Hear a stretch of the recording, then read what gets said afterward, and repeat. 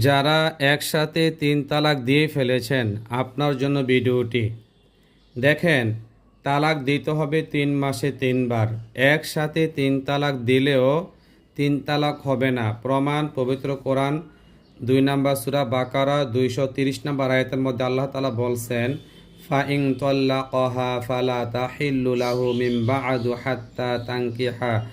আল্লাহ বললেন, অতঃপর যদি সে তালাক প্রদান করে তাহলে এরপরে অন্য স্বামীর সাথে বিবাহিতা না হওয়া পর্যন্ত সে তার জন্য বৈধ হবে না। মানে এর আগের আয়াতে 229 নম্বর আয়াতের মধ্যে আল্লাহ 2 তালাকের কথা বলেছেন। 2 তালাক দেওয়ার পরেও যদি 3য় নাম্বার তালাক দিয়ে ফেলে, অন্য স্বামী তাকে বিবাহ না করলে তার এই স্বামীর কাছে আসতে পারবে না। দেখেন, স্পষ্ট বলে দেওয়া আছে তালাক দিতে হবে 3 মাসে 3 বার। ইসলামের পূর্বে প্রথা ছিল এই যে স্বামী যত ইচ্ছা স্ত্রীকে তালাক দিত এবং ইদ্যতের মধ্যে ফিরিয়ে নিত। ফলে স্ত্রীগণ সংকটপূর্ণ অবস্থায় পতিত হয়েছিল। স্বামী তাদেরকে তালাক দিত এবং ইদ্যত অতিক্রান্ত হওয়ার নিকটবর্তী হতেই ফিরিয়ে নিত, পুনরায় তালাক দিত। কাজেই স্ত্রীদের জীবন দুর্বিষহ হয়ে উঠেছিল। ইসলাম এই সীমা নির্ধারণ করে দেয় যে এভাবে মাত্র 2টি তালাক দিতে পারবে। আর তলাকু মাররাতান, মানে একবার তালাক দিতে পারবে, আবার দ্বিতীয়বারও তালাক দিতে পারবে। তৃতীয়বার তালাক দিলে আর কোনোভাবেই এখানে সংসার করার সুযোগ থাকবে না। দেখেন আরেকটা বিষয়, দেখেন আমি আপনাকে দেখাই।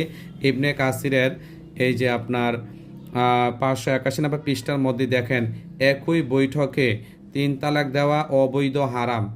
আপনি দিতে পারবেন কিন্তু অবৈধ হবে, হারাম হবে। দেখেন 5 ওয়াক্ত নামাজ আল্লাহ ফরজ করেছেন, জোহরের নামাজ 4 রাকাত ফরজ করেছেন।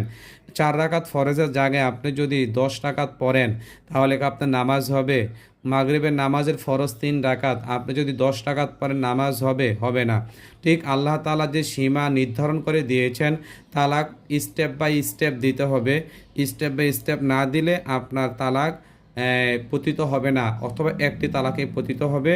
যেখানে দেওয়া আছে একই বৈঠকে 3 তালাক দেওয়া অবৈধ, হারাম। তাই নয়, আল্লাহর দেয়া সীমা লঙ্ঘন করা হলো অত্যাচার। অতএব আমি আপনাদেরকে বলবো, যদি কোনো কেউ 3 তালাক দিয়েই ফেলেন, তাহলে আপনি যদি সংসার করতে চান তাহলে ইনশাল্লাহ সংসার করতে পারবেন। আমাদের এখান থেকে লিখিত ফতোয়া দেওয়া হয়, অথবা আপনি অন্য অন্য কোনো মাদ্রাসা থেকে লিখিত ফতোয়া নিয়ে সংসার করতে পারবেন।